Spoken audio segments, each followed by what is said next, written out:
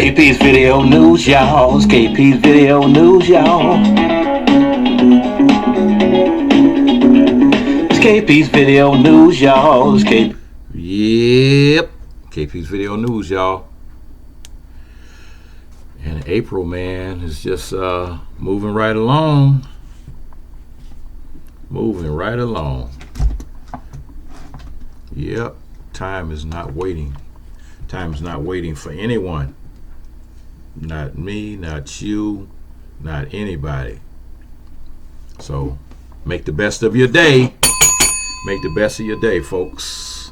Do whatever it is you got to do, you think you got to do. Knock it on out. That's right. Anyway, we got Brandon Johnson wins the Chicago mayor's race. That's right. Brandon Johnson will be the next mayor of Chicago. And it was projected Tuesday, marking a stunning turn for the staunch progressive and former teacher whose campaign leaned into messages of racial and economic disparities and who overcame blowback over past comments about decreasing police funding. Johnson defeated the well-financed, so-called tough-on-crime moderate Paul Vallis, a former CEO of the Chicago Public Schools, who promised to immediately bulk up the Chicago police ranks to curb the crisis of gun violence. Vallis told his supporters Tuesday night that he called Johnson and told him, "I absolutely expect him to be the next mayor." And the victory caps a meteoric rise of Johnson, 46 years old, a Cook County commissioner, an activist, and a member of the Chicago Teachers Union, who in the first round of the mayor race held February 28th had been polling in 5th place before he finished second behind Vallis. In his victory speech, Johnson immediately gave a nod to the more than 270,000 people who did not support him. To the Chicagoans who did not vote for me, Johnson said, "I care about you, I value you, and I want you to hear from you. I want to work with you, and I'll be the mayor for you too." Johnson ran on the platform of taxing the wealthy to boost citywide services and investing in neighborhoods and schools across the city. He walked back past comments about slashing funding to the police department, saying that he wanted to bolster the ranks of detectives, but he also wanted to invest in mental health responsive services.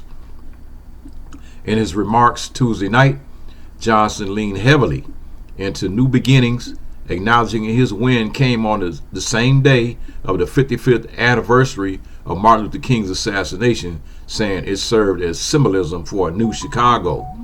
"Today, we did not just acknowledge the assassination of a dreamer," he said. "Today, the dream is alive. So today, we celebrate the revival and the resurrection of the city of Chicago." So let's take this bold progressive movement around these United States of America. Chicago, we can show the country, we can show the world what's possible when we stand on our values, he said. "We don't have to choose between toughness and compassion, between the care of our neighbors and keeping our people safe. If tonight is proof of anything, it's proof that those old false choices do not serve the city longer." Johnson won despite being vastly outspent on television. Vallis and supporting groups poured in twice as much money on TV, blanketing the airwaves with negative ads, including pounding away at Johnson's past stances on defunding the police. Johnson's once called defunding the police an actual political goal, but has since said he would not slash funding. Vallis's TV spending, combined with outside money supporting him, totaled more than $8 million in March, from March 1st to April 3rd. Wow, $8 million. Man, just for 1 month, he spent $8 million, compared to Johnson's $4.2 million in spending in that same period, according to an advertising analytics firm. For Vallis, 69 years old, it adds another loss to a list of failed attempts for public office, among them campaigns for governor, lieutenant governor, mayor, just 4 years ago when he finished ninth and Vallis' disciplined message on crime propelled him to the top of vote getters in February's vote, which eliminated Mayor Lori Lightfoot from re-election contention. Lightfoot's candidacy became a referendum on crime. Murders in 2021 spiked in the most on record in 25 years, prompting her to become the first Chicago mayor to lose re-election in 40 years. Ultimately, however, it was the organizational strength of powerful city unions that buoyed Johnson. They include the Chicago Teachers Union and the Service Employees Union, which has a permeating presence in the city. The Teachers Union also spent millions of dollars on Johnson's candidacy, leading to criticism that he would be beholden to it. The conversation that we're having right now is about what to do safe American cities look like now in this country, Johnson said in a recent interview. What they look like is what they have fully funded. Oh boy, excuse me. Let me turn this little air thing on here. Good paying jobs and affordable housing, reliable and safe public transportation. This race is about doing what works, he added. And what works is that we invest in people. This data proven that the greatest indicator and a predictor of a safe community is a community that is fully loved, supported, and invested in. I'll agree with that. And as the news polls say that how surprised are you that progressive Brandon Johnson won the Chicago mayor? And 100% said not surprised at all. Yep. People in Chicago are more progressive, man, than a lot of other folks. Anyway, this story just hit a couple of hours ago. Police have established a perimeter and portions of the roadway were blocked around Trump Tower in Chicago's northeast side. Yep. We don't have any word about what may have prompted the response, but if you're walking, driving, expect possible closures in the area, a station anchor said. And Chicago Police Department stated that SWAT officers are on the scene in the 400 block of North Wabash for a domestic-related incident. At this time, we believe in this isolated incident and there is no threat to the public. And two law enforcement sources stated that a woman brandishing a rifle entered the building about 11:25, and the incident was believed to be a domestic in nature and wasn't immediately linked to terrorism. Police radio traffic also reportedly said officers were called to an apartment building on the 27th floor where the suspect in question went after saying she was tired of being abused by her husband. Katie Aparicio, an office tenant in Accenture Tower on West Madison Avenue, shared an email safety alert which she received at 12:27. It has been reported that there's an individual inside Trump Tower with a firearm due to a domestic related incident. And so one resident identified as Steve, a Trump Tower resident, stated that he wanted to get fresh air and went downstairs to exit the building. He was told by law enforcement to stay away from the building for the time being. Although Chicago was not among Forbes' list of the top 10 most dangerous cities, was not among the top 10 most dangerous cities in 2022. The Chicago Police Department reported that crime in the city had increased. So somebody's lying. Somebody's not telling the truth. The year-over-year change from 2021 was even greater. That's what they're trying to say. But anyway, it's a crazy situation, man. Somebody with a gun over there at Trump Towers in Chicago, not the one in New York, the one in Chicago. All right, just got his name on there. He don't own all this stuff. It's got his name on the building, and he pays to have his name on the building, just like companies pay to have their name on sports stadiums. It's like Staples Center. Staples didn't own the Staples Center. They paid to have their name on the building. Okay, here we go. On to the next story here. Amazon handed black-owned small business badges to non-black companies. Yep. For about a year, the retail giant has been giving out small business badges under its commitment to the success of small businesses. This badge identifies products from U.S.-based small business brands. It's designated to help customers who want to support small businesses while also enjoying the convenience and security of shopping in Amazon store. While we follow Gartner's definition of small business, which includes businesses that employ fewer than 100 people and have less than $50 million in annual revenues. However, there's been a miscategorization for some businesses. According to the information, Amazon has reportedly given black-owned small business badges to companies that aren't black-owned. The outlet details that Chomps, founded by Pete Maldonado and Rashid Ali, is one of the non-black-owned companies that received the badge.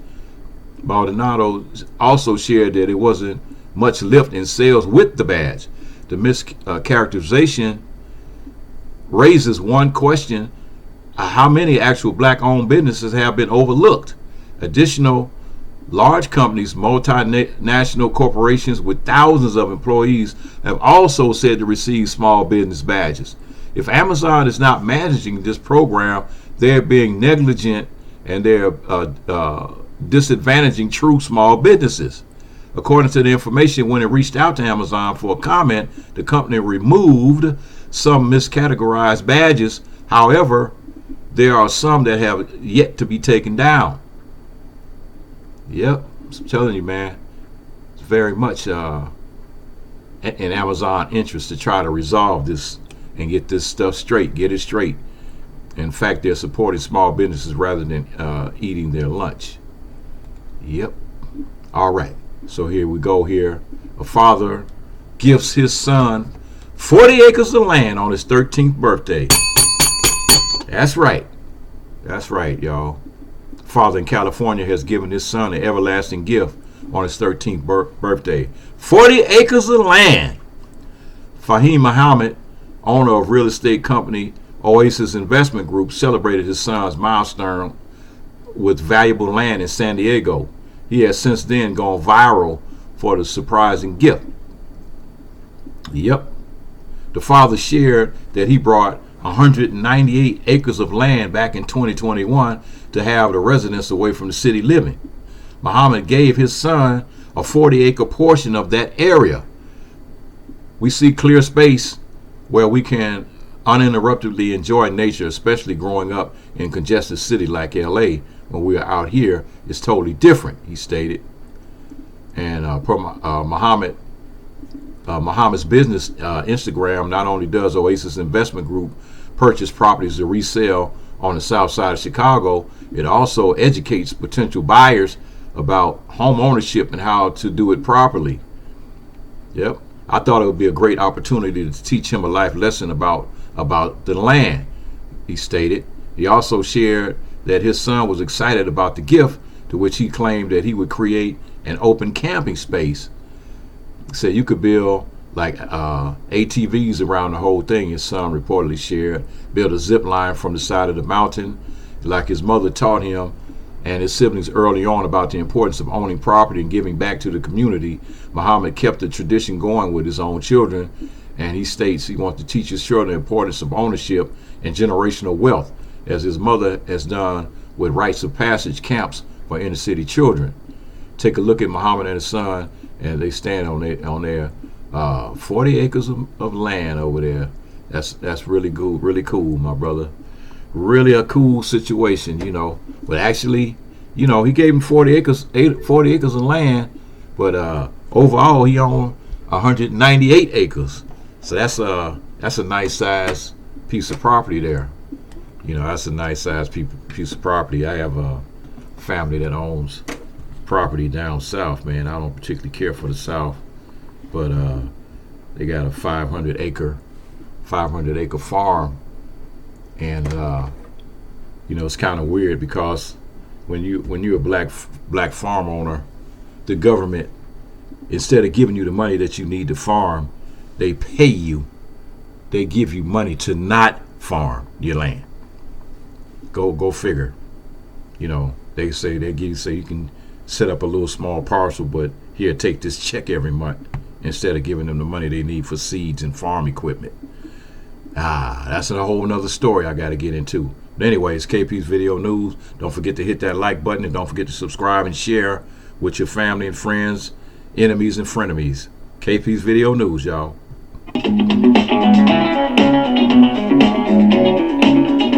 Yep. KP's Video News, y'all. It's KP's Video News, y'all. You know who it is. You know who it is. It's KP's Video News, y'all. It's KP's Video.